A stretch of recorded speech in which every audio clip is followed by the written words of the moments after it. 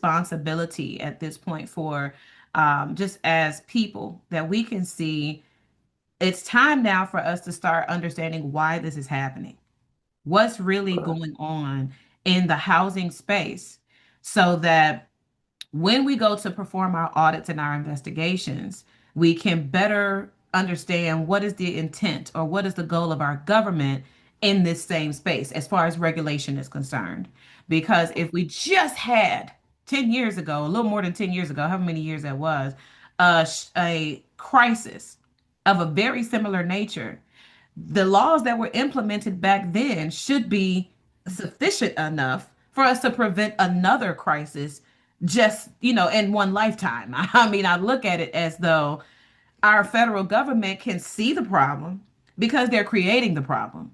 But how are Right. they going to fix the problem? So in our in our space, what we want to do is compel the correction of the problem, not to sit back and wait for it. Okay. And it's very important to understand the distinction because a lot of times we get into contracts with corporations and we think that they must know the right thing to do because they have these teams of attorneys, they have compliance specialists, they have ridiculous amounts of money to make sure that they're, fully trained and they've got the best of the best on their team for competent people. That's not the case. That is not the Right. case.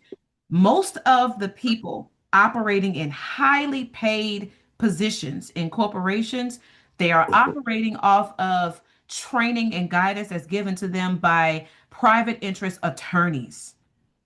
They Okay. have attorneys that are carefully delivering training to them so that they can sort of fashion together these contracts in a way that you, the consumer, when you sign it, you will never know that you're a victim of a financial scheme that is sort of a deviation or a perversion of what the regulation requires.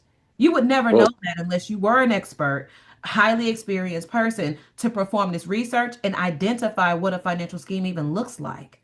You would just think, I'm just signing the contract. But this is one thing I would tell listeners, people who are listening to this conversation. If you were just making a purchase of something simple, I give you money, you give me what I bought. Think about it. Why would it take a packet this thick of documents just to do that? Think about it. It does not take a packet full of documents this thick, several days, weeks. You have to have an attorney. You have to have, so down payment, earnest money, different types of accounts. You have to have trusts involved and, well, what do you call it? Assignees involved and all kinds of different custodians